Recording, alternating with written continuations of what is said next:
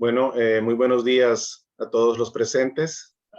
Por parte de la Comisión Regional Técnica de Telecomunicaciones, Comtelca, y de su secretaria ejecutiva, la ingeniera Lizania Pérez, quien hace llegar sus excusas por no poder estar presente en este momento, les damos la bienvenida a este webinar que tiene el tema de asignación de espectro en América Latina y el Caribe.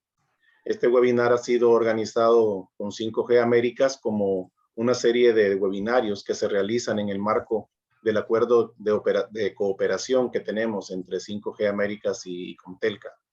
En este webinar se va a presentar el panorama de asignaciones de espectro en la región, algunos casos de estudio y las tendencias en los costos del espectro radioeléctrico. Todos hemos sido testigos de cómo se ha acelerado la digitalización en América Latina y el Caribe. Las tecnologías 3G y 4G abrieron el camino para que los países de nuestra región comiencen a digitalizarse, y para eso pues se necesita de un recurso escaso como es el espectro radioeléctrico, que se vuelve indispensable para potenciar el despliegue de la nueva generación de servicios. Y más que todo ahora con la llegada de la tecnología 5G y sumado a la masividad del Internet de las cosas, se demanda la asignación de nuevos recursos de espectro radioeléctrico y además un espectro armonizado a nivel. Pero bueno, sin más preámbulos, les voy a presentar al señor José Otero, quien cuenta con cerca de 3 décadas de experiencia en el sector de las TIC y las telecomunicaciones. Él ha sido consultado sobre temas de política pública y tecnologías inalámbricas por la Casa Blanca, el Banco Mundial y las Naciones Unidas. Cuenta con estudios sobre política latinoamericana y tecnologías de información, cursados en la Universidad de Cambridge y la Universidad de Georgetown, entre otras. En la actualidad, José Otero es instructor adjunto de la Universidad de Nueva York, Estados Unidos, y presidente y vicepresidente para América Latina y el Caribe de 5G Américas. Estimado José, te cedo la palabra y la sala es tuya. Sí, muchas gracias, Héctor, por la gentil introducción. Obviamente quiero dar las gracias a Comtelca y decir que estamos bastante agradecidos por esta oportunidad de continuar educando acerca del tema de la quinta generación. Voy a estar compartiendo la pantalla. Mi intervención va a ser bastante breve porque no quiero quitarle tiempo a los dos panelistas de lujo que tenemos hoy. Cuando estamos hablando de quinta generación, lo que estamos escuchando que es una disrupción de lo que viene siendo el modo de hacer tradicionalmente negocios en el mercado. También estamos escuchando por muchos lados esa necesidad, esa urgencia de tener la quinta generación ya funcionando en nuestros países, pero me parece que es muy apropiado tomar un paso atrás y empezar a considerar ciertos aspectos que son sumamente importantes. El primero es contestar la pregunta 5G para qué. Sé que Lorena muy bien nos va a dar unos ejemplos de cómo se está utilizando la tecnología, pero es sumamente importante ese 5G para qué, hacer una dicotomía de lo que viene siendo en el mercado. Estamos hablando de un mercado donde tenemos unos clientes potenciales en el área de gobierno, en el área de la empresa pública, y en otro lado tenemos al sector masivo. Los tiempos de adopción de la tecnología van a cambiar según el cliente y la necesidad de esa cobertura geográfica, esa cobertura poblacional va a cambiar dependiendo de cuál va a ser ese cliente objetivo. No olvidemos que cada 10 años tenemos una nueva generación móvil siendo lanzada, siendo enviada. Tuvimos en el 2001 UMTS, S3G, tuvimos en 2009 LTE, tuvimos en el 2019 la 5G, y ahora se está prometiendo, ya sea dependiendo de quién consultemos, 2028 o 2030, la sexta generación. Pero tenemos un periodo de hasta 10 años para que tengamos ese 30-40% de la masa adoptando la tecnología, porque tenemos que tener los teléfonos baratos para que esto ocurra. $120, según alguna consultora, es el precio de retail que tiene que tener esos dispositivos, y eso tarda entre 6 y 8 años. Estamos muy lejos de ese momento en América Latina porque son bastante costosos. Por eso es que cuando vemos los anuncios comerciales de esa quinta generación, vemos, wow, qué bien estamos en América Latina y el Caribe con todos estos lanzamientos. Sin embargo, quitando los ejemplos de Chile, quitando México, Puerto Rico, Islas Vírgenes estadounidense, Brasil y ahora Guatemala, casi todos los demás son servicios inalámbricos fijos con una cobertura muy acotada. No estamos hablando de que tenemos esa gran cobertura de estos servicios y no tenemos esas grandes bases de clientes utilizando la tecnología para servicio móvil. Todavía estamos en ese inicio, en esa forma incipiente de la tecnología. Y algo que nos va a decir Jesús muy bien es que necesitamos el insumo de espectro, aparte de infraestructura, de fibra óptica, otras cosas, para que funcione la tecnología.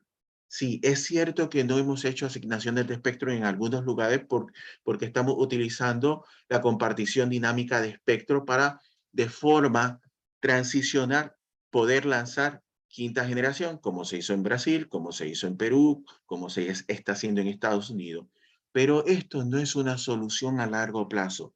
Es necesario asignar espectro para poder disfrutar de ese desempeño de la quinta generación que nos está prometiendo las especificaciones técnicas de esta tecnología.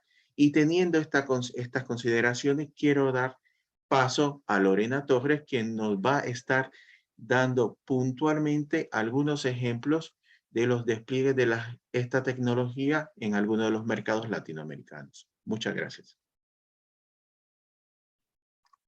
Muchas gracias, estimado José, por tu intervención. Ahora vamos a continuar con la exposición de Lorena Torres. Ella es consultora senior para Blue Note Management Consulting, especializada en redes y servicios de telecomunicaciones, infraestructura digital, regulación y política pública para el sector TIC y gestión de espectro radioeléctrico. Cuenta con más de 16 años de experiencia en la industria de telecomunicaciones. Es ingeniera en electrónica, con posgrados en telecomunicaciones móviles y gerencia de empresas de telecomunicaciones. Se ha desempeñado como ingeniera de redes, arquitecta de soluciones y asesora senior en empresas como Claro, Huawei y la Agencia Nacional del Espectro de Colombia. En los últimos 7 años, Lorena ha participado como consultora y experta técnica en más de 40 proyectos de consultoría para Colombia, Ecuador, Argentina, Perú, Costa Rica, Panamá y Chile. Estimada Lorena, la sala es tuya. Muchas gracias, Héctor. Muchas gracias también a 5G Américas y a Contelca por esta invitación.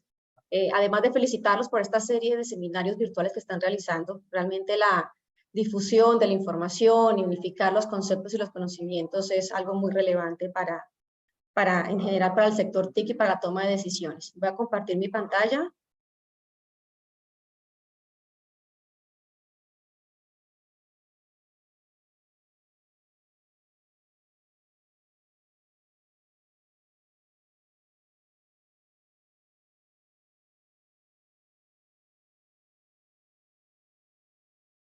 Ok, ¿me avisan si la ven, por favor?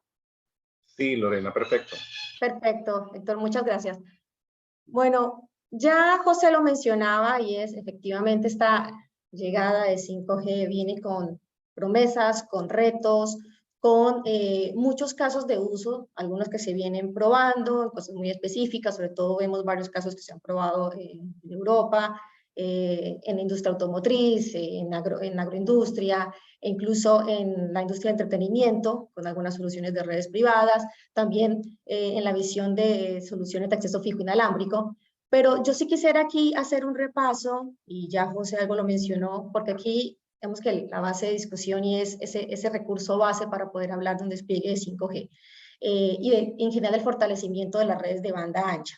Al respecto, yo quisiera hacer un repaso por algunos procesos de subasta, los más recientes, sobre todo de 5G. También quisiera retomar el que se hizo en Colombia en 2019, un poco por lo reciente y porque sienta algunas bases en lo que tiene que ver con la promoción del despliegue de infraestructura, que se vuelve muy esencial en el momento del desarrollo de redes de banda ancha inalámbrica. Vamos en los últimos años, va con el de Colombia en diciembre del 2019, con el de Brasil en el 2021, Chile y República Dominicana en 2021. También en algunos casos, ya los mencionaba José, otros que se están anunciando. De hecho, bueno, también está el anuncio en México, de la subasta en este año, el Perú, una subasta también en 4G recientemente suspendida, que también se buscaba que todo el pago del espectro fuera por obligaciones de hacer. Yo les voy a pedir, perdón, 10 segundos, ya regreso con ustedes. Tengo aquí un tema. Disculpa, estaba acá haciendo un cambio de conexión. Bueno, perfecto. Entonces vamos a repasar algunas de esas asignaciones y para ver sobre todo qué viene detrás de las condiciones que se plantearon, de los objetivos de despliegue y de esos mecanismos para poder promover el despliegue de esta red de banda ancha inalámbrica. Empecemos con Brasil, sobre todo porque fue una de las subastas, creo que sea la subasta más grande de la región en los últimos años, más de 3.700 MHz de espectro subastados en múltiples bandas de espectro. En la banda de 700 MHz, ustedes recuerdan, Brasil había dejado una reserva de 20 MHz en esta banda con un objetivo de poder evaluar el despliegue de redes de seguridad pública, se sacó subasta ahora. En la banda de 2300 se sacaron 90 megas, dejando una pequeña reserva con la posibilidad de soluciones de redes privadas. En 3500 fueron 400 MHz que también se pusieron a disposición del mercado y más de 3200 en la banda de 26 GHz para el desarrollo de redes de 5G. La banda de 3.5 y la 26 GB van con foco en 5G, las 700 y 2.3 además con foco en el fortalecimiento de las redes de 4G. Y aquí algunas lecciones que vale la pena destacar porque son relevantes en este momento de trabajar y de ver para qué se va a usar 5G, qué se requiere y todo lo que implica el desarrollo de este tipo de redes. Por un lado, la cooperación o la participación de múltiples stakeholders para poder tomar las decisiones en cuanto a la subasta. ¿Y por qué es relevante? Tanto las asociaciones de usuarios, de protección al consumidor, la academia, los fabricantes, los operadores, sin lugar a dudas, el regulador. En este caso, como la banda de 3.5 está parcialmente ocupada por unos radiodifusores que usan un servicio de soluciones fijas satelitales, también es relevante que participaran para poder hacer primero esa limpieza y esa coexistencia de los servicios. Se han evaluado varias alternativas que se fueron en la banda superior y disponer de filtros para evitar problemas de interferencia por banda adyacente, después que se pudieran migrar todos a la banda KU, pero en general poder entender cuáles son las condiciones que mejor favorecen el ecosistema del desarrollo de 5G, y ahí es importante la participación de los múltiples actores que hay en el mercado, de los fabricantes y también las industrias verticales. Por otro lado, tener un marco regulatorio favorable que permita el despliegue de infraestructura, que dé estabilidad, como el tema de las licencias, las licencias que se cambiaron a 20 años con renovaciones ilimitadas, trabajar en una flexibilización en el marco de asignación de espectro, como abrir la posibilidad de mercado secundario, tener una planeación de largo plazo de espectro, de visualización de qué otra capacidad se va a tener a futuro, y particularmente lo que tiene que ver con la subasta. Lo primero tenemos un amplio portafolio de bandas de capacidad, bandas de cobertura, que permiten a la industria poder adaptarse a lo que realmente necesita. Entonces, voy a hablar de un servicio masivo, como decía José, un servicio más de cobertura, de movilidad masivo a ese accesorio final, o un servicio más focalizado a acceso fijo inalámbrico, pero por lo tanto requiere coberturas más específicas y más pequeñas, o una solución de IoT, por ejemplo, donde no requiero tanto ancho de banda, porque de pronto no son soluciones demandantes en ancho de banda, pero sí son demandantes en soluciones de latencia y de masificación de dispositivos. La otra posibilidad, y que me parece que es uno de los puntos que se ha visto más en la región, es la posibilidad del pago por espectro a partir de obligaciones o compromisos de inversión, obligaciones de hacer, ya sea en cobertura, en conectividad, sobre todo, o en migración o limpieza de las propias bandas, que da una alternativa para no perder capital de inversión, pero sí trabajar directamente en las redes y además favorecer los objetivos de política pública. Y lo otro son los pagos que se pueden hacer en cuotas anuales, que también favorece en las inversiones por la demanda de capital que tiene este tipo de despliegues.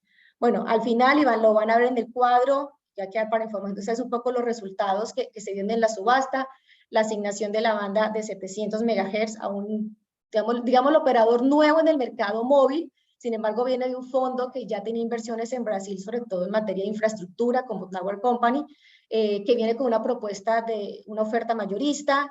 También las asignaciones nacionales que se hacen a los operadores grandes de Brasil en la banda de 3.5 y las operadores regionales, donde también llegan unos nuevos jugadores a participar que vienen, sobre todo vienen, algunos de estos ya tienen negocios de telecomunicaciones, pero más enfocados en soluciones fijas, y están entrando a las soluciones inalámbricas o para fortalecer su negocio o también para expandir cobertura. Y las asignaciones en la banda de 26 GHz, tanto a nivel nacional y regional, que se le hacen a estos jugadores.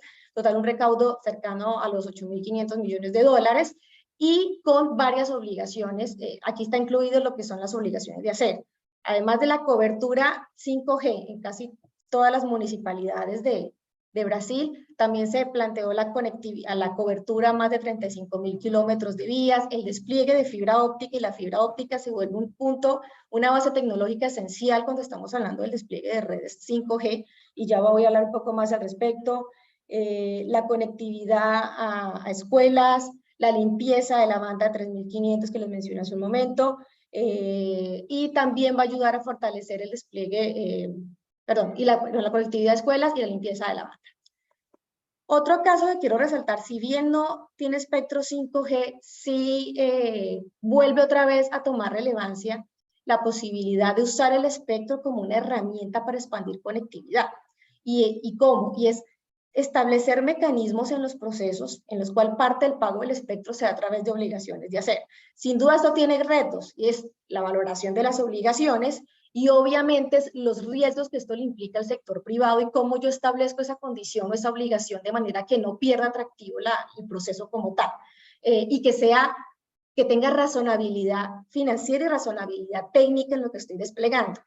Que tenga en cuenta las condiciones también sociales del país, si tengo que pedir permiso a una comunidad para desplegar, si hay problemas de orden público, si no hay disponibilidad de redes eléctricas, si no hay ningún tipo de red de transporte. Entonces, todo eso hay que evaluar en el momento de poder entender estas obligaciones, pero sí se convierte en una herramienta muy buena al momento de incentivar la inversión, que haya despliegue de redes, en primer lugar, y que además reduce ese pago monetario que tendrán que hacer los operadores por el espectro. En Colombia se subastó en diciembre de 2019, la banda de 700 y la banda de 2.5. La banda de 700 fueron 4 bloques que se sacaron de 20 MHz en 2x10 con canalización FDD y uno de 2x5. Y 6 bloques también FDD en la banda de 2.5 GHz. Como les decía, la oferta que se hizo por la banda de 700, que es una banda de cobertura, se basó en un índice. Ese índice se conformaba o se calculaba a través de una propuesta de cobertura en localidades rurales, que podía ser hasta el 60% del valor del espectro, más un pago monetario. Y adicionalmente ese pago monetario se podía hacer en cuotas anuales, que podrían dar las condiciones según fueras un operador entrante en el mercado o uno establecido. Bueno, al final se asignaron los 4 bloques de 20 MHz a 3 operadores, con un recaudo de cercano a los 1.200 millones de dólares, siendo más o menos el 55-56% en localidades rurales, en más de 3.600 localidades rurales, y la asignación de la banda de 50 megas en la banda de 2.5. Pero aquí quiero resaltar otra cosa, y vuelve a lo anterior, y es tener un marco regulatorio favorable cuando hablamos del desarrollo de estas redes 5G. Por un lado, hay un marco general en Colombia que le permite a los operadores cambiar la contraprestación del espectro hasta un 60% por obligaciones de hacer vinculadas a los proyectos de acceso universal. Eso también existe en Perú, que se llama Canon, que es algo parecido. Entonces te descuentas del pago de contraprestación, pero inviertes en despliegue de infraestructura, de nueva infraestructura o actualización de la existente. Los plazos de las licencias también se ampliaron de Colombia de 10 a 20 años con la ley del 2019. Y adicionalmente hay un trabajo que se viene haciendo a nivel de regulación para simplificar en algo las cargas regulatorias, sobre todo a nivel de calidad de servicio, y por ejemplo hacer ejercicios de flexibilización como el sandbox para entender qué se puede reducir de las cargas que se están haciendo. También se prepara un poco el camino para lo que sería la subasta de 3.5, que ya viene por un tema coyuntural político del país que está en un cambio de presidente, de que lo haga el siguiente gobierno, pero salió el nuevo decreto de topes donde para las bandas medias, que son las que van de 3 a 6 GHz, donde caería la banda de 3.5, se definió un tope de 100 MHz. Inicialmente se ha planteado en 80, quedó definido en 100. Y también algunas reglas para hacer sesiones parciales de las licencias de espectro, que si bien no podemos decir que el mercado secundario ya habilita que se pueda hacer algunas sesiones y se pueda aprovechar el espectro que no está en uso, cediéndolo parcialmente esa concesión a otros operadores. En el caso de Chile, Chile tradicionalmente en las asignaciones de espectro se ha basado en concursos de belleza, en la cual se compara los proyectos técnicos que presentan los operadores con base en unos objetivos de cobertura que se plantean. En el caso de la subasta que se hizo para 3.5, también se hizo un proceso con varias bandas de espectro, se incluyó la porción de espectro de 700 MHz que también se había quedado disponible, que se había reservado en algún momento para el potencial uso en redes de seguridad pública, 15 bloques que estaban disponibles, 150 MHz que estaban disponibles en la banda de 3.5, en el caso de Chile, y que le pasa también a algunos países de América Latina, hay unas asignaciones previas en la banda de 3.5 que tiene que reordenarse si queremos pensar en poder desplegar redes de quinta generación. Y es que hayan bloques contiguos, algunas de estas asignaciones, como es el caso de Chile, se asignaron en canalización FDD, es decir, que tengo un operador, un bloque para descarga y otro bloque para carga. Entonces hay que reordenar ese espectro. Y se sacaron esos 15 bloques que estarían disponibles, 15 bloques TDD de 10 MHz. Y la banda milimétrica de 26 GB, donde también se puso al mercado 1600 MHz en 4 bloques de 400 para llevar a cabo la subasta. El plazo de concesión era de 30 años, también plazos largos que dan más previsibilidad a la inversión. Se habilitaba según la banda tanto servicios públicos de telecomunicaciones, que es lo que iría, digamos, al público en general, a los servicios masivos o minoristas, o en el caso de la banda 3.5 también la posibilidad de servicios intermedios o servicio de transporte que pueda ser usado sobre estas mismas bandas de quinta generación. Se establece una condición de calidad, es una velocidad que se debe cumplir en el 90% de las mediciones que se realicen dentro de una zona de cobertura. Eso iba dependiendo de la cantidad de espectro que se asignara. A modo de ejemplo, un bloque de 40 megas en 3.5, que era como la base con la que se compara el proyecto técnico, de que tiene una velocidad de descarga de 48 megabits por segundo. En el caso del bloque de 400 de 26, en la banda de 26 GHz, era de 480 megabits por segundo. ¿Cómo se hace la evaluación técnica? La evaluación técnica era una fórmula donde se puntuaba según la propuesta técnica del operador, donde se marcaba la población beneficiada, las comunas que estaría cubriendo según un área específica que dependía de la banda de frecuencias, el tiempo del despliegue que puede ir entre 1 y 3 años, y la cobertura complementaria. La cobertura complementaria, unos polígonos que tenían que ver con instituciones de interés, como universidades, hospitales, centros de investigación, ministerios, intendencias, que también debían ser cubiertas. Con base en eso se llegaba a un puntaje. Los que superaban 90 puntos eran elegibles y los que superaban 96 puntos se consideraba empate y pasaban a una evaluación económica, que es una propuesta llamada sobre cerrado, para poder elegir el ganador. Aquí también en el cuadro ustedes van a poder ver los resultados, está en el despliegue, hay comprometidos más o menos 7.000, 6.700 estaciones 5G que serían desplegadas por los operadores para poder cumplir con el compromiso de cobertura.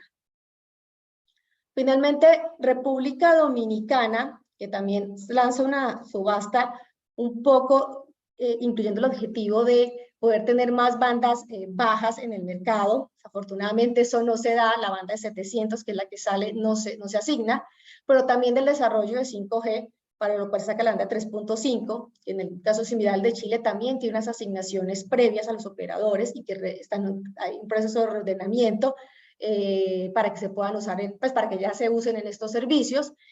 También tiene una particularidad a nivel del mercado, hay 4 operadores, hay un operador adicional que es más de nicho, pero hay 2 que tienen el 95% del mercado, y 2 que no tienen bandas bajas. Entonces, también hay un poco de interés de poder ver toda esta parte competitiva. El espectro es un elemento esencial en todo esto, y además la banda de 700, por atrasos en el apagón digital, viene ocupada por algunos radiodifusores. Entonces, lo mismo, pueden ver de manera general, se hizo un proceso a sobrecerrado, con 9 bloques de 10 MHz en la banda de 700, 16 bloques, 160 se sacaron en total en la banda de 3.5.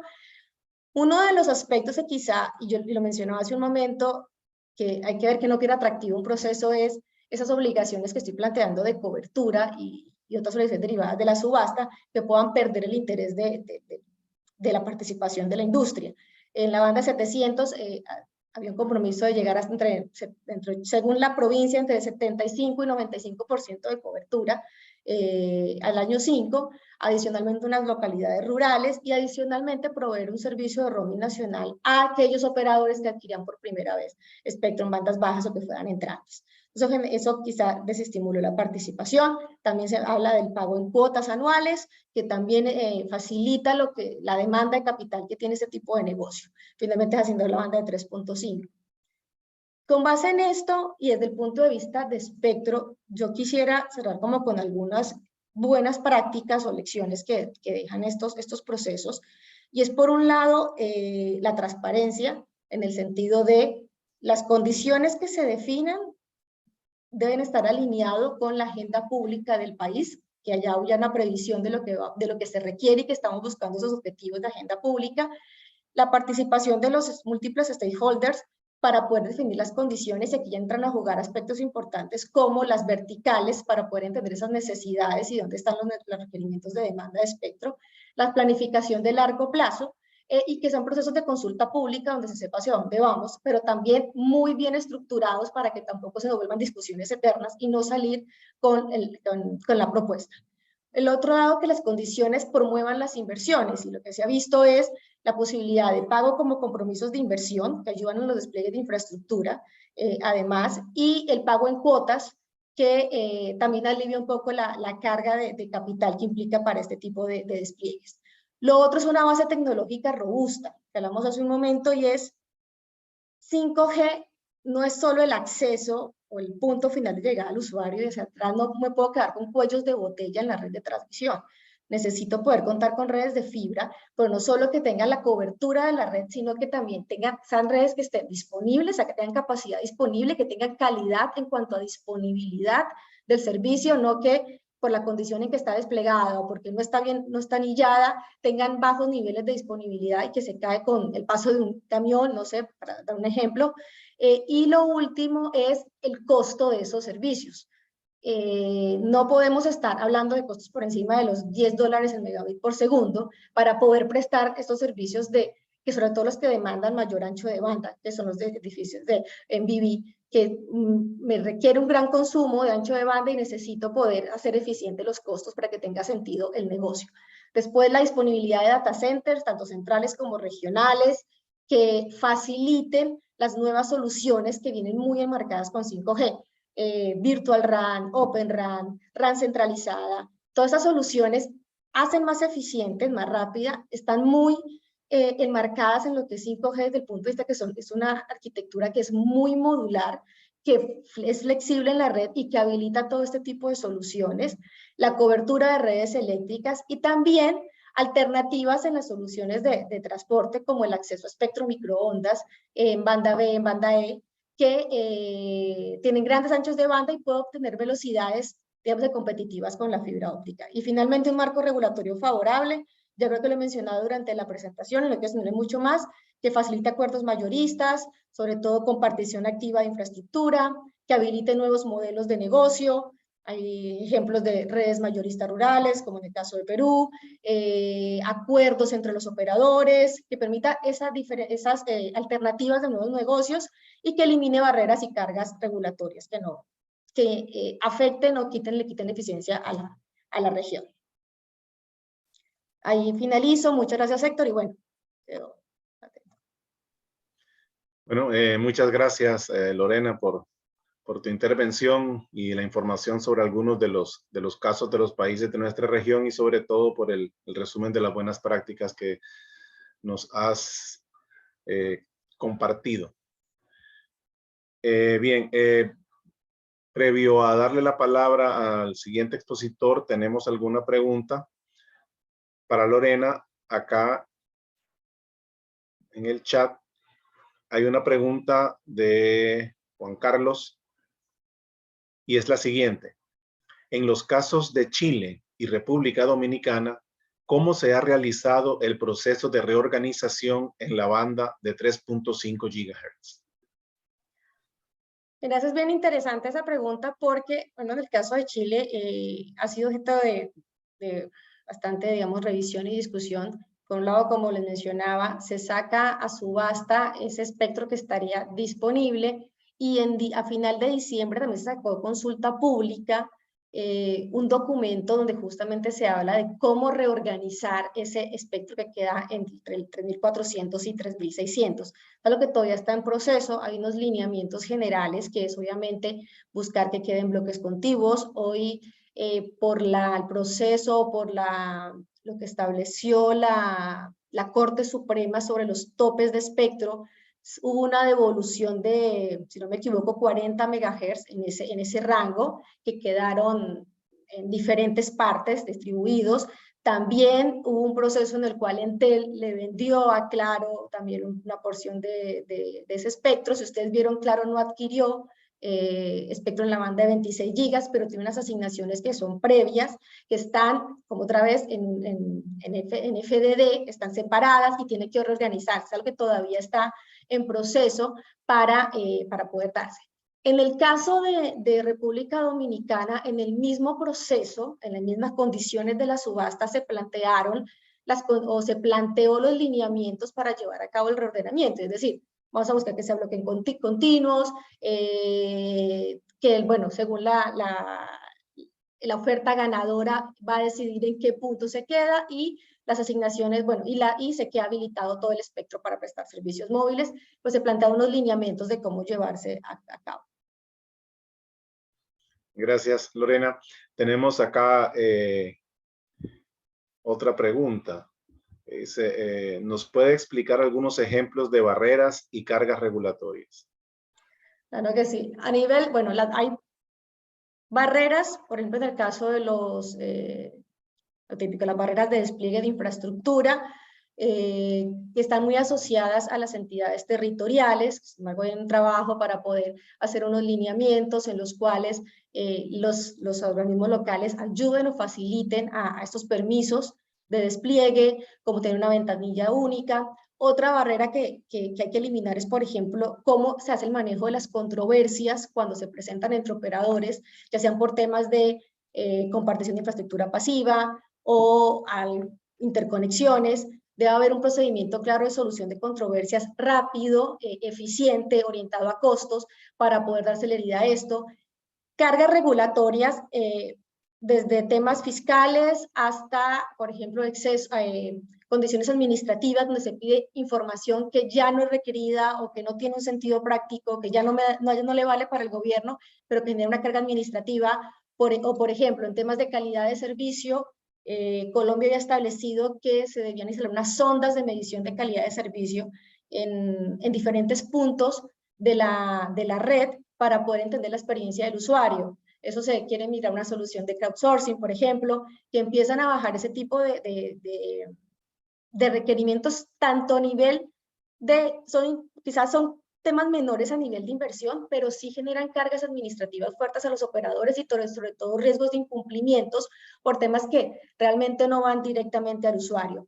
Reportes de información, dejar reglas claras en lo que tiene que ver con compartición de infraestructura, donde se puede acceder, cómo son los costos, los precios para compartir van orientados a costos, el acceso a infraestructura de otras industrias, como la postería eléctrica, para despliegue de fibra o alumbrado público para poder desplegar pequeñas small cells, uso de vallas públicas. Voy a dar un caso, por ejemplo, la participación de nuevos jugadores en todo este rol es relevante. Las torreras son muy importantes y yo sé, en el caso de Panamá, las torreras no son concesionarios, entonces no pueden hacer despliegues o tener permisos de instalación en zonas de espacio público. Son ese tipo de barreras a las que me refiero y que tiene que flexibilizarse y abrirse la cancha tanto para diferentes jugadores como para facilitar el despliegue de la infraestructura. Bien, nuevamente, muchas gracias, Lorena, y vamos a darle espacio ahora a nuestro siguiente expositor.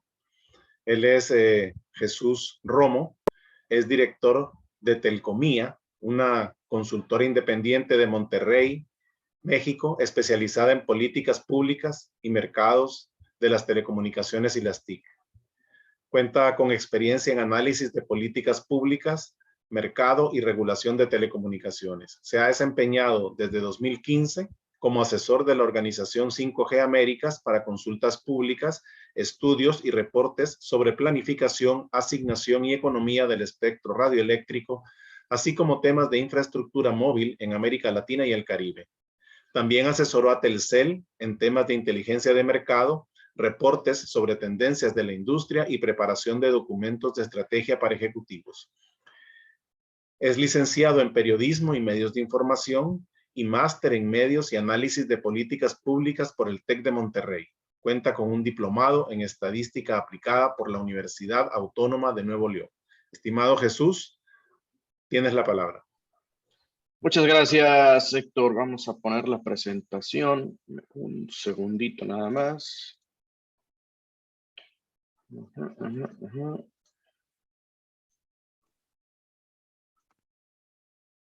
Díganme si ahí se ve bien. Ahí debemos estar ya en modo presentación.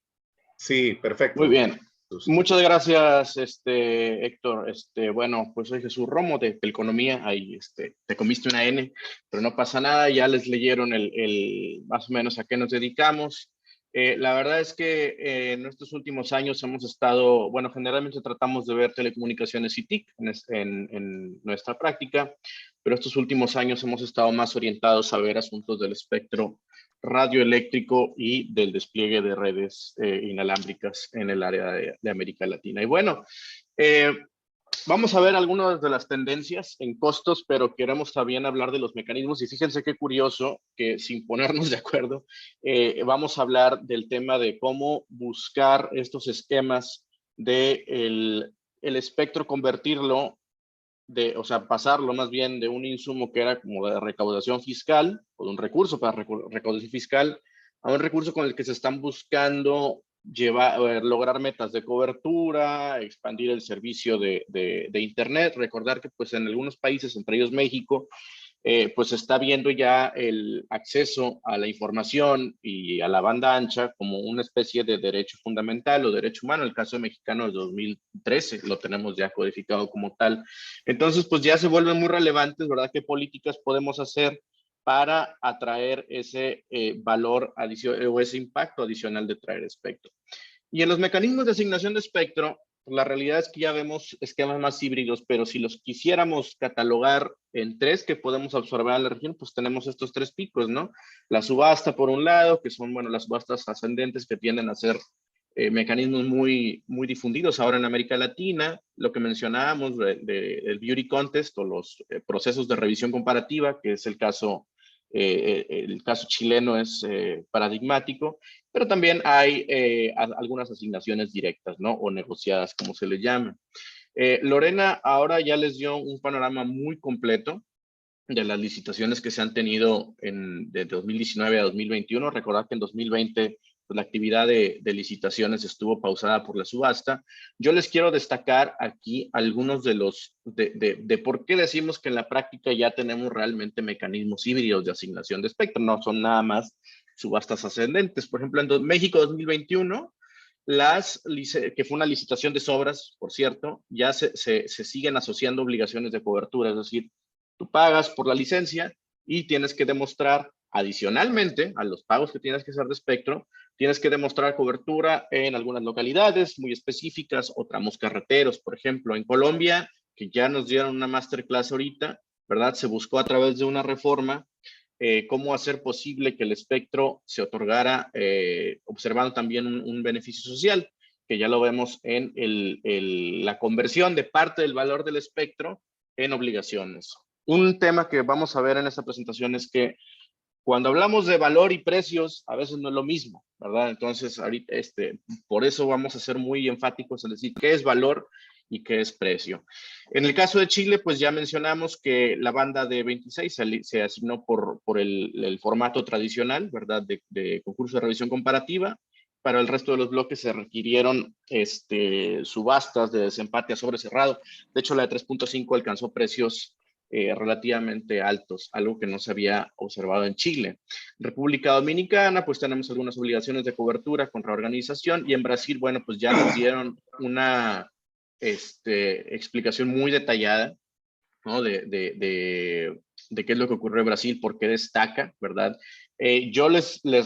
Para mí lo que resalta del caso de brasileño es que no se optó por la respuesta lineal u obvia de decir, híjole, ¿cómo sustituyo el elemento de los pagos en el valor del espectro, que yo lo he visto planteado en América Latina por otros colegas, que ha sido descontar el precio, pero no como subastas descendentes.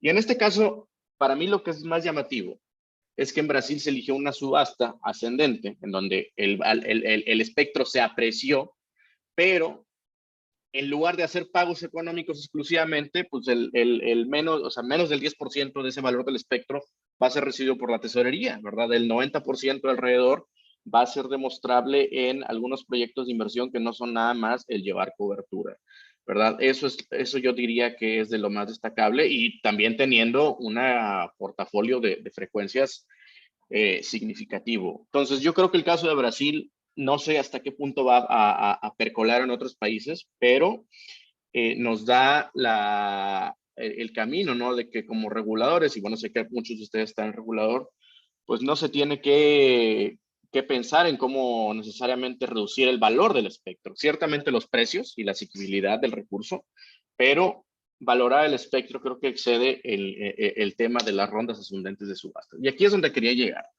Bueno, pues esta cita ya multicitada de Warren Buffett, ¿verdad?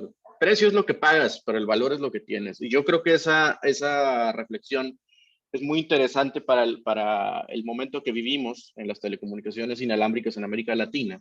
Una cosa es el valor que te puede dar el espectro, ¿verdad? Y esto, por ejemplo, son definiciones de la UIT. El valor del espectro pues incluye beneficios que puede obtener la sociedad, ¿verdad? El impacto indirecto y directo en la economía, la competencia económica, la transferencia de tecnología.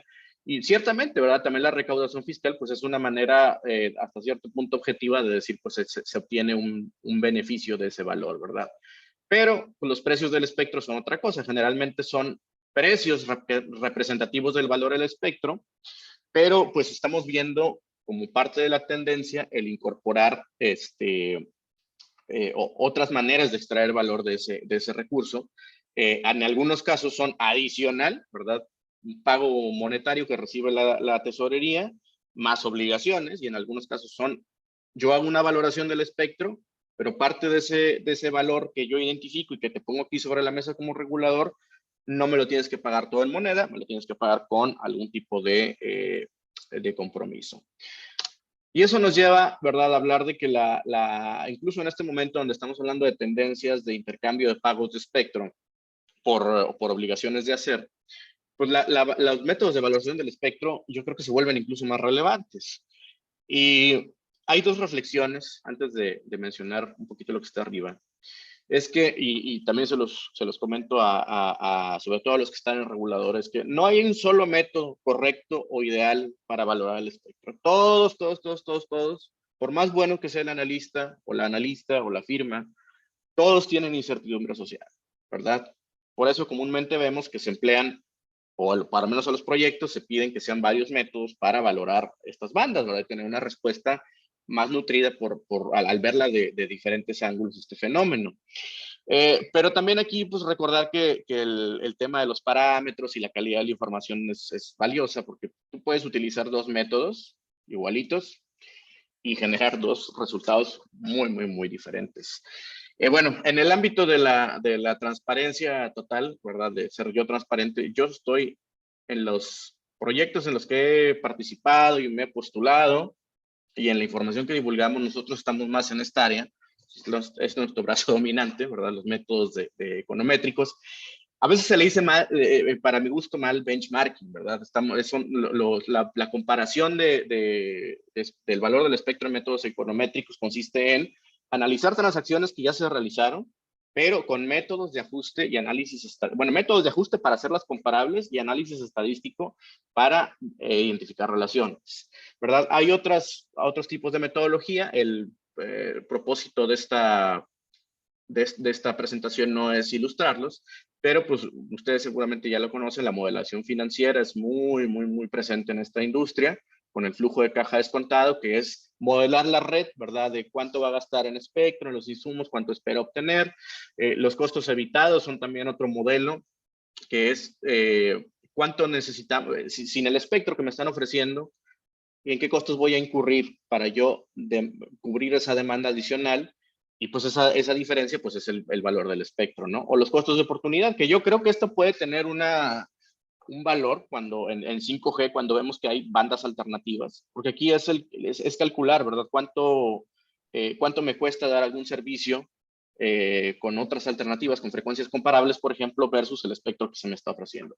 Yo creo que todos en el ámbito de 5G tienen validez, y creo que esto, bueno, pues puede generar otras conversaciones más adelante. En el caso de la modelación financiera, yo creo que, por ejemplo, para redes privadas puede ser muy interesante, pero en la banda, por ejemplo, de 3.5, viendo que tiene una adopción muy, muy amplia a nivel internacional, yo creo que esto también tiene valor. Entonces, antes de correr, pues hay que saber en dónde estamos caminando, y como reguladores, pues creo que lo importante es ver que de aquí entre la variedad nos puede ayudar a reducir algo de esa incertidumbre o a lidiar con ella.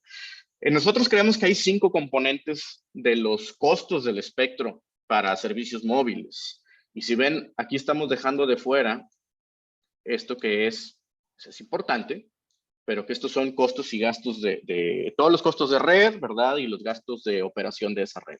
Yo creo que están asociados al valor del espectro, pero para la comparación que vamos a hacer ahora, nos vamos a centrar en esta serie de componentes que están asociados directamente a licencias. ¿Y qué son? Bueno, el punto de partida pues es el precio que se paga en una subasta, los pagos recurrentes de espectro, que son tasas, cánones, derechos anuales. Estos pueden incluso variar durante el tiempo de la licencia. Y también hay unos que son opcionales, que son, por ejemplo, las obligaciones de cobertura, o si hay que limpiar el espectro. Yo creo que todo eso tiene, cuando vemos una licencia de espectro, yo sugeriría verlo en estos componentes. Quizás como gobierno, dependiendo de cómo lo estás valorando el espectro, quizás esto es lo más importante, ¿verdad? Porque también aquí creo que dejas la pauta, ¿no? A que los operadores tengan ciertas opciones en el despliegue. En un modelo de caja descontado esto se vuelve relevante, pero vamos a centrarnos en estas que nos marcan la interacción, ¿no? De hasta dónde llega el gobierno que sugiere una valoración, y la parte de la oferta y la demanda, que son los operadores que la traen. Bueno, les voy a mostrar yo unas estadísticas de los precios del espectro, pero antes quiero decirles qué es lo que estamos comparando. Y me voy a saltar unos bullets para decirles, esto es lo que vamos a comparar, ¿verdad? Es el componente principal del precio de las licencias en diferentes países. ¿Qué quiero decir por componente principal? Pues es el componente que es más del 50, 60 o 70% del valor del espectro. En muchos casos es el precio de subasta. Entonces, basado en eso, lo que vamos a mostrarles son precios de subasta o de licitación, o el componente recaudatorio, ¿verdad? Ajustados por capacidad y población, es decir, cuánto cuesta 1 MHz por cada habitante. Los precios que yo les voy a mostrar son de licencias normalizadas a 20 años, a precios constantes en dólares del tercer trimestre de 2020, y también como valores constantes de ese mismo trimestre de 2020, pero en paridad poder adquisitivo. Esto es para dar un valor alternativo también, ¿no? Con esta herramienta que nos ayuda a decir cuánto cuesta una Big Mac en México y cuánto cuesta una Big Mac en Colombia, por ejemplo. Vamos a controlar por PIB per cápita y ARPU móvil mensual para decir, bueno, este espectro, cuánto cuesta, qué valor alcanzó, qué precio alcanzó con respecto al país y con respecto a lo que esperan obtener los operadores. Y la pertinencia de de decidir esta unidad de análisis es que estamos comparando precios definidos por los mecanismos de mercado en los que la administración definió un precio de salida y pues hubo una respuesta a esos precios de salida. Estamos excluyendo los valores que no son públicos, como algunos valores de compromisos, costos de red, algunos tipos de cánones, y pues hay trabajos que se han hecho de esta manera, ¿verdad? No me estoy inventando yo la unidad de análisis. GSMA, Coleago, Plum han hecho análisis excluyendo algunas tasas anuales porque son muy chiquitas o centrándose en lo que se pagó en las subastas. Antes de pasar a que vean todos los datos en agregado, quiero que vean aquí estos grupos de bandas.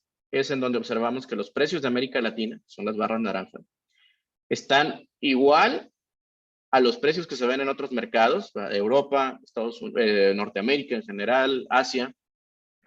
Aquí es donde observamos que los precios de América Latina son iguales o más altos a las medianas internacionales o a la mediana de la muestra general en contextos de menor ARPU y de menor PIB per cápita. En las bandas bajas, 700 MHz, 800, 900, próximamente 600, los precios en general del mercado internacional han sido muy altos, pero también en América Latina son altos, pero no se alcanza la magnitud que se ven en estos grupos de bandas. En 3.5 y en mmWave, que son, digamos, las bandas que se están ahorita presentando como, entre comillas, bandas 5G, vemos que en América Latina sigue un poco abajo, ¿verdad?, del precio, por lo que se van estas bandas, que lo que se ve en los mercados internacionales. Cuando ajustamos esto a paridad poder adquisitivo, pues se agudiza un poco más la condición de este sector, que es el que yo llamo que sería interesante revisar por qué se está cobrando tanto en América Latina, ¿verdad? Y bueno, esto se ajusta un poquito más a lo que vemos. Bandas por debajo de 1 GHz. Ya casi vamos aquí a acabar. Lo que quiero que vean aquí es, estos son los valores del espectro, ¿verdad? Entre más hacia arriba esté un punto, los rojos en América Latina. Entre más alto esté el punto, aquí es más alto, ahí disculpen mi caligrafía. Entonces, por ejemplo, vemos, y entre más para acá es más ARPU y mayor PIB per cápita, ¿verdad? Entonces vemos que las asignaciones de bandas bajas, de 700, 800, bla, bla, bla, realmente se agrupan en un cuadrante que es bajito ARPU, pero precios todavía por debajo de algunos niveles internacionales. Hay algunas excepciones, por ejemplo aquí Paraguay de 700, precio relativamente alto, compuesto eso porque en Paraguay duran un poco las licencias. Y se repite, ¿verdad? También en el tema de al compararlo ya por PIB per cápita. Son países con menor PIB y algunos precios se están asomando a esa mediana. En bandas de 1 a 2.3 GHz, aquí es donde empezamos a observar la mención de, oye, el espectro es relativamente caro, los precios del espectro son caros en América Latina. Fíjense cómo ya en lugar de estar en el cuadrante de bajo PIB, bajos precios, o bajo ARPU, bajos precios, ya están escapando hacia el cuadrante que creo que es el que nos preocupa, que es altos precios del espectro con menores PIB per cápita, menores ARPU per cápita. Esto se replica también en la banda de 2.5, aunque tiene un poco de menores observaciones, que eso también nos llama a que no todos los países han licitado este espectro. En la banda de 3.5 GHz pues, ha habido pocos casos. Aquí incluyo a Chile, Brasil, a México lo incluyo porque se renovaron esas licencias de espectro y ya tenemos la información de cuánto se paga por el espectro, los servicios adicionales y los derechos anuales. Vemos que aquí están cerca de los precios internacionales, aunque son poquitos los casos, pero tenemos como dos grupos, ¿verdad? Grupos en donde aquí está el caso brasileño, el ARPU es bajito y el nivel, los precios que se pagan por recaudatorios, ¿verdad? Si fuera valor estaría más para acá. Lo que se va a recaudar en Brasil es menor, ¿verdad? Comparativamente a lo que se va a recaudar, por ejemplo, en Chile, en México, por el mismo tipo de espectro y aquí con el mecanismo, pues, de los compromisos de cobertura. Entonces, vemos que aquí como que se está dividiendo, en el caso de América Latina, como que en esos dos grupos en donde unos no llegan tan alto y se están buscando mecanismos, ¿verdad?, para brindar acceso a este espectro y utilizarlo para otras cosas, y otros en donde sí se están empezando a registrar ya precios un poquito más acorde con lo que vemos en el mercado internacional. Obviamente también, pues en el mercado internacional ha habido casos, ¿verdad?, donde hay algunos gobiernos, creo que el caso de Italia, por ejemplo, se recaudó muchísimo por este espectro. En bandas M-Wave, pues aquí nada más es la comparación del caso de Brasil. Vemos que realmente aquí la muestra es relativamente pequeña. En América Latina todavía vamos lento en la asignación de este nuevo espectro, pero que en general ya lo estamos viendo que se está alineando a lo que se cobra a nivel internacional. Recordad que también los pagos por espectro M-Wave son fracciones de centavos de dólar, ¿verdad? No estamos hablando de 10 centavos o algo así, son realmente precios que vamos a analizar que son muy bajos. Y bueno, discusión y las conclusiones. Con esto voy a cerrar yo mi participación. Miren, con más variedad de bandas IMT se hace más necesaria una buena valoración del espectro, ¿verdad? Hay que definir los precios de subasta o cuál es el valor de este espectro y que realmente quede ahí se pudiera hacer compromisos, quede ahí se tiene que hacer recaudación. Yo creo que hay una oportunidad de repensar cuánto vale el espectro en el contexto de dos cosas, ¿no? Redes que van a necesitar espectro de diferente tipo, que en teoría tendría que valer diferente, pero también que si no empezamos a hacer a agudizar, ¿no? Las iniciativas de conectividad, pues se puede agudizar la brecha digital al interior de los países.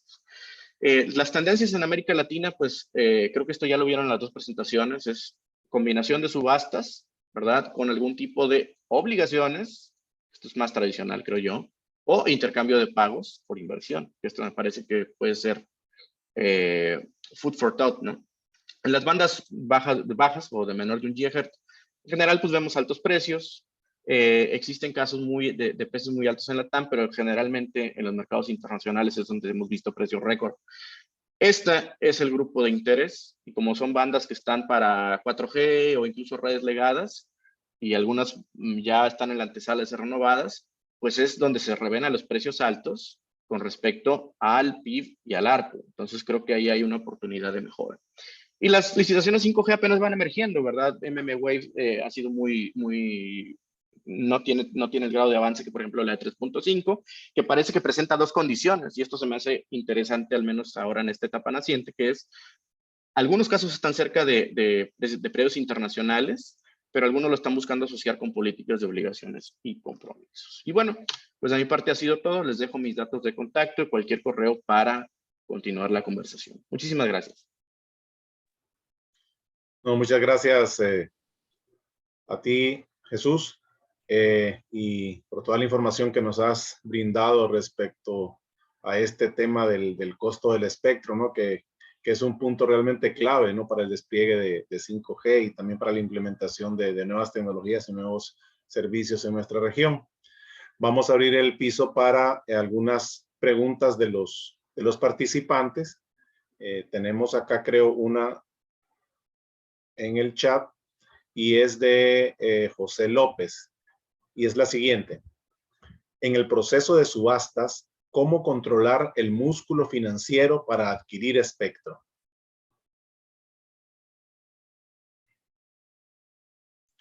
José, no sé si te refieras a cómo controlar agentes económicos que tienen más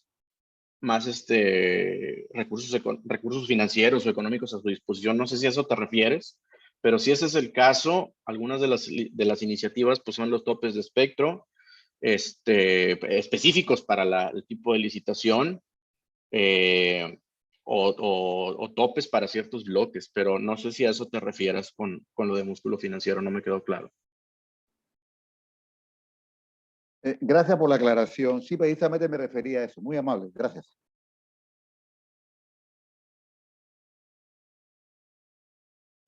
Bien, gracias, José. Acá tenemos otra. Al día de hoy, ¿qué tipo de aplicaciones o servicios 5G se brindan ya a través de las redes comerciales que se han desplegado?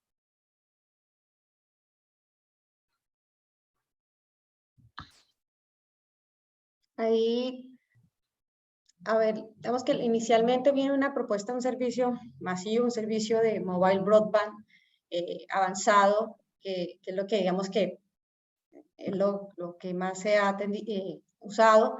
También en algunas zonas los servicios de acceso fijo inalámbrico, pero lo que sí se viene trabajando es en diversos pero a menor escala y más pequeños, casos de uso muy específicos para la industria, sobre todo con redes privadas, en industria automotriz, redes, lo mencionamos un momento, en soluciones agrícolas, pero de menor escala. Yo creo que las principales están más en esa mejora los servicios de banda ancha masiva. No sé, José, vi que ibas a hablar, entonces creo que te interrumpí. Sí, sí, gracias. Quiero complementar con lo que dijo Lorena, colocando una lámina, porque que me parece que es bastante importante mencionarla. Esta es una lámina sacada de un estudio de 5G América que pueden encontrar en la página web de nosotros. Y es sumamente importante considerar que toda la tecnología que estamos hablando no es estática. Las tecnologías van evolucionando. Por ejemplo, cuando estamos hablando de LTE Pro, estamos hablando del release o la versión 14 de lo que viene siendo del 3GPP. Cuando empezamos a hablar de 5G y estamos hablando de ese famoso 5G non-standalone, básicamente el que no es una red totalmente autónoma y propia, es la que reutiliza la infraestructura de LTE, estamos hablando del 15. Este es el primer tipo de 5G que se está desplegando por toda América Latina. Ahora, el Release 16 es el que ya estamos hablando de una red totalmente autónoma y ya luego el 17 todavía no se comienza a desplegar en ningún lado. Cuando estamos hablando del 15, que es el que tenemos en estos momentos, lo que estamos viendo es, como pueden ver en la lámina, esa experiencia de una mejora en los servicios de transmisión de datos, o sea, velocidades más rápidas. Acá lo que se está utilizando es para dar servicio inalámbrico fijo. Esto lo estamos viendo, se ha visto en Brasil, se ha visto en Colombia. En Colombia se hizo un despliegue inicialmente de forma de prueba con inalámbrico fijo para soportar aplicaciones de medicina durante la pandemia del COVID. Pero realmente lo que se está haciendo es servicio inalámbrico fijo o velocidades mucho más amplias. Cuando estamos empezando a hacer esa transición a ese Release 16, esa versión 16, que es el sistema totalmente autónomo que estamos viendo en América Latina, básicamente en Brasil, que empieza con el standalone para servicios móviles. Sí, lo estamos viendo en Puerto Rico, lo estamos viendo en Islas Vírgenes estadounidenses. Acá lo que estamos viendo es que se comienza esa capacidad realmente de el IoT, Internet de las Cosas masivo, que ya se viene trabajando desde el Release 14, digamos, no es algo nuevo, sí, pero acá es que realmente empezamos a ver cómo 5G comienza a soportar nuevas aplicaciones y nuevos casos de uso. Aquí estamos viendo también que se empieza a soportar todo lo que tenga que ver con los autos autónomos y también empieza a complementar la utilización de 5G en bandas sin licencia o bandas libres. Ya cuando empezamos a irnos a Release 17 y empezamos a comenzar a integrar a 5G otras redes que no son estandarizadas por el 3GPP, empezamos a ver cómo se empiezan a poder utilizar lo que viene siendo las bandas milimétricas que mencionaba Jesús, que en estos momentos solamente tenemos en Chile, Brasil y Uruguay, para empezar a experimentar o poder gozar de los beneficios de esa muy baja latencia. Entonces, cuando estamos hablando de qué casos de estudio vamos a tener, se pueden hacer con 5G, tengamos cuidado de ver qué casos de estudio nos permite implementar o nos permite abordar el 5G que tenemos desplegado en nuestros mercados. Obviamente en América Latina, desgraciadamente fuera de unos 5 o 6 países, estamos bastante demorados en todos los procesos de asignación de espectro. Esto tiene una repercusión directa en términos de que vamos a estar ofreciendo con quinta generación. Y recuerden que con la compartición dinámica de espectro lo que estamos haciendo es partiendo un bloque o utilizando el espectro que ya se ha dado en un bloque de espectro para ofrecer una tecnología anterior, bueno, LTE en este caso, y utilizar ciertas porciones de ese bloque para dar 5G. ¿Qué pasa? No le estás dando a la totalidad del espectro que requieren esos canales de 5G, por lo que no vas a tener el mismo desempeño. Teóricamente sí es 5G, pero en términos reales el desempeño no va a ser el mismo. Por eso es que cuando inicialmente hablé de la compartición dinámica de espectro, dije que es una solución temporal. Y espero que con estos gráficos haya aclarado más o menos, o por lo menos controlar las expectativas. Repito, este estudio está disponible para su descarga gratuita en la página de 5G Américas. Quisiera agregar una parte a esa pregunta, ¿verdad? De qué aplicaciones o servicios. Creo que hay más de enfoque, ¿no? Porque si preguntamos a qué vemos como oferta comercial, pues ya dijimos, ¿no? Fijo inalámbrico, banda ancha móvil aumentada, pero creo que aquí es donde ya inicia el empezar a ver casos de uso más granulares. Te pongo un ejemplo, que ahora en la autoridad del puerto de Virginia en Estados Unidos contrató a un operador para desarrollar una red privada 5G, pero más que el tema de ver velocidades o cosas que uno como usuario final a veces valora, realmente ahí es para reemplazar, por ejemplo, en algunos puntos Wi-Fi. Entonces, a nivel industrial, ¿verdad? O en las empresas vamos a ver que 5G quizás no va a llegar por el punto de la velocidad o algo así, va a llegar por temas como la seguridad, el ahorro de algunos costos. Entonces, ahí se vuelve bien interesante ver cómo las redes van a estar desplegadas, ¿verdad? El cómo te llega la red privada a veces va a ser una solución que hace la misma empresa o que hace con un vendor o que se hace desde un operador, ¿verdad? Que te da la red privada como servicio, pero van a empezar a atender necesidades distintas. Entonces, el valor agregado que se supone que va a tener 5G hacia futuro y las contribuciones que se proyectan son en función a ver cómo aterrizamos, ¿verdad? Cómo 5G me trae esa solución de una manera tal vez más práctica o más completa, más integral. Entonces creo que ahí, aparte de operadores, también vamos a empezar a hablar de integradores de soluciones. Y para la pregunta de la estandarización de precios de subastas, mándame un correo, jesus.romo@telconomia.com, y yo te comparto un documento donde aborde eso. Sí, quiero agregar que el ejemplo que está dando Jesús de Virginia también es un ejemplo donde se han asignado multiplicidad de bandas milimétricas, y también hay una multiplicidad de bandas medias y bandas bajas que se han sido asignadas. Aparte que ya tenemos es uno de los lugares donde tenemos una de las despliegues más agresivos de LTE con red propia. O sea que para llegar ahí tenemos que hacer bastante trabajo pendiente en la región. Bueno, muchas gracias por las respuestas. Acá tenemos otra pregunta, es de Luis Martínez, y es la siguiente. Para la estandarización de precios de subastas pagados, ¿cómo realizar el ajuste por PPA? ¿Alguna metodología? Era lo que comenté ahorita, Héctor, que me mande el correo mejor para no quitarle el tiempo a otras preguntas. Como haces de metodología, con gusto lo vemos por correo. Muchas gracias, Jesús. Acá tenemos otra pregunta. ¿Los casos de uso mencionados en América Latina están a niveles comerciales o a nivel piloto? El gráfico que demostré al inicio, que es que está acá, perdón, no abrí que es este que está acá.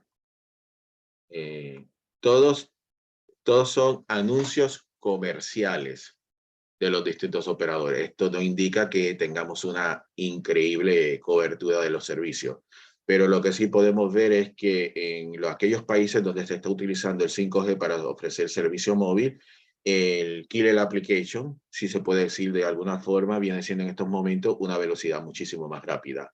En todos los demás mercados, en casi todos los demás mercados, lo que estamos hablando es acceso inalámbrico fijo en reemplazo de la fibra óptica por toda la estructura de costos menor que vamos a tener con el despliegue de inalámbricos fijos, que si uno ya luego puede hacer una investigación con distintas consultoras, va a ver que en lugar de, en muchos lugares, colocar inalámbricos fijos con 5G es una quinta parte o de una tercera, una quinta parte el costo de lo que tendrías en despliegue de fibra óptica para el hogar, digamos. Aparte de que es un proceso muchísimo más rápido hacerlo con 5G que con otra cosa. Pero fuera de eso, ya cuando estamos hablando de IoT masivo, redes privadas, muy baja latencia, todavía no estamos ahí. Muchas gracias. Tenemos otra pregunta acá de Juan Carlos Morales. ¿Cuál es el ancho de banda mínimo que un operador requiere para el despliegue inicial de su red de servicio 5G? Por ejemplo, en la banda de 3.5 GHz.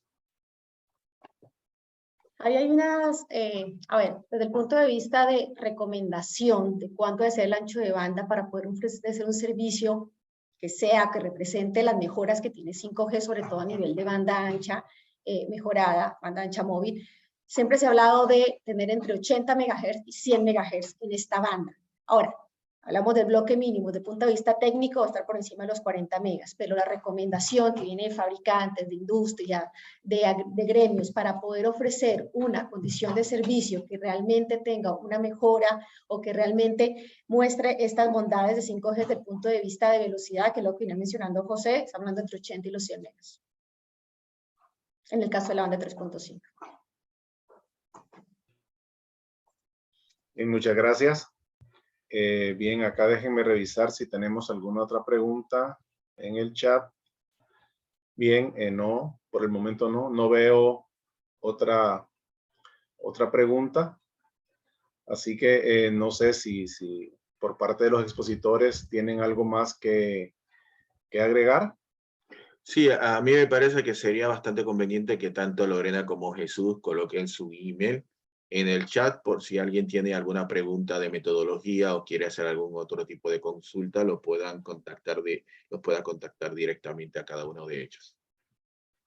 Bien, muchas gracias. Ahí tienen ya el email de Jesús Romo y también tienen el chat el de Lorena Torres.